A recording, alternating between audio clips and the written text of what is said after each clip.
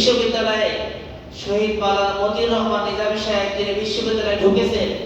বিশ্ববিদ্যালয়ে কেন জামাতের সেক্রেটারি জেনারেল ঢুকলো, তাকে ঢোকার অপরাধে তাকে রক্তাক্ত হতে হয়েছে।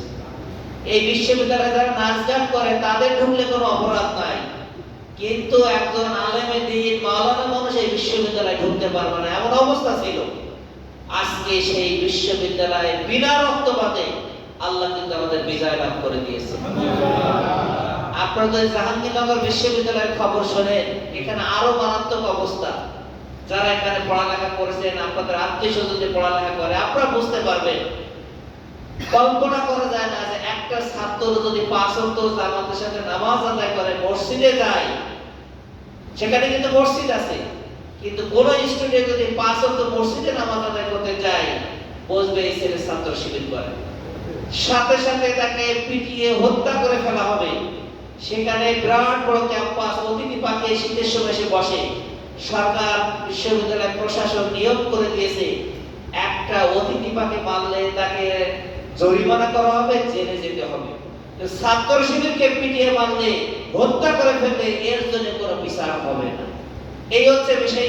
বিশ্ববিদ্যালয় সেই ক্যাম্পাসের অবস্থা হচ্ছে এরকম।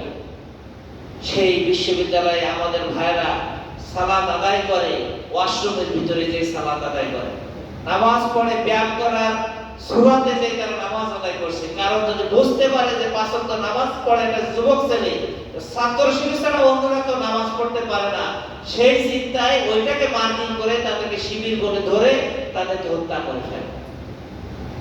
এই বিশ্ববিদ্যালয়ে 25টা পদের ভিতরে 21টা পদে ইসলামী ছাত্র শিবির বিজয় লাভ করেছে। আমাদের বিপক্ষ যে শক্তি, তারা কিন্তু একটা পদও সেখানে পায়। যারা ফাঁকা বলে দিচ্ছে, আগামী দিনে 30 আসনে নির্বাচন হবে, এই 30 আসনে নির্বাচন অনুষ্ঠিত হলে বাংলাদেশের মানুষ আমাদেরকে ভোট দিয়ে 30 এর ভিতরে 350 আসন আমাদেরকে দিয়ে দেবে, এরকম ফাঁকা বলি তারা দিচ্ছে। এই ফাঁকা বলি দেওয়ার মতো দিয়ে বাংলার মেধাবী ছাত্র জনতা আরাকবার দেখিয়ে দিয়েছে যে আমরা এই সাদাবাজদের হাতে দেশ ছেড়ে দিতে পারি না, দুর্নীতিবাজদের হাতে আমাদের দেশ ছেড়ে দিতে পারি না।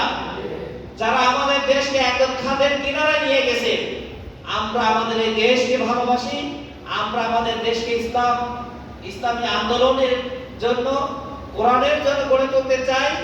এই রকম মন মানসিকতা সম্পন্ন ব্যক্তিদের হাতে আমরা তুলে দিতে চাই। সেজন্যই আজকে দেখা যাচ্ছে যে ওই সমস্ত ব্যক্তিদেরকে আর বিশ্বাস করতে চাচ্ছে না। এই জন্য আমরা আরো একবার শুকরিয়া আদায় করি, আলহামদুলিল্লাহ। আমাদের কিন্তু সেই পরিবেশের দিকে যাচ্ছে। আমি সাতক্ষীরা বাস টার্মিনালের সেখানে মালিক সমিতির সহসভাপতি হিসেবে দায়িত্ব পালন করি। এই রাষ্ট্র নির্বাচনের পর পরে আমি টার্মিনালে গিয়েছি, দেখি শ্রমিক থেকে শুরু করে বাসের মালিক যারা আছে আমাকে ঘিরে ধরছে, বলছে ভাই ডাকসুতে যেহেতু আপনারা বিজয় লাভ করেছেন, আমাদের দৃঢ় বিশ্বাস আগামী জাতীয় নির্বাচনে আপনারাই বিজয় লাভ করবেন ইনশাআল্লাহ।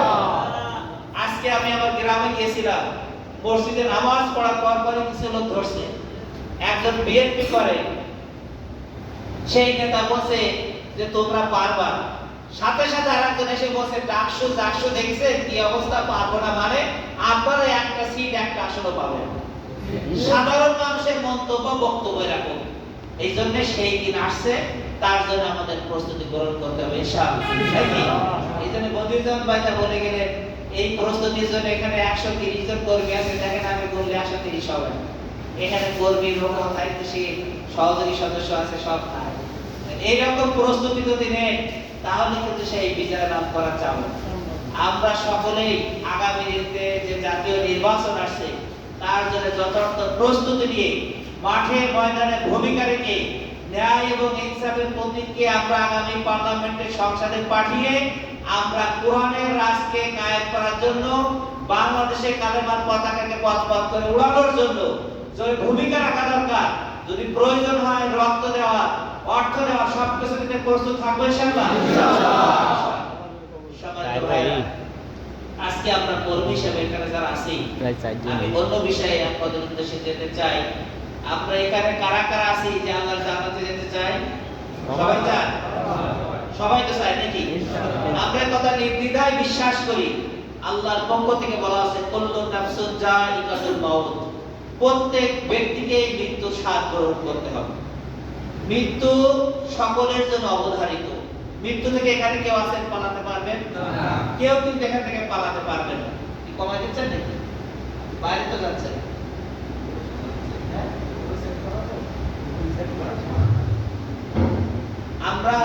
আমি আসতে বলতেছি, আবার একটু দেন, তাহলে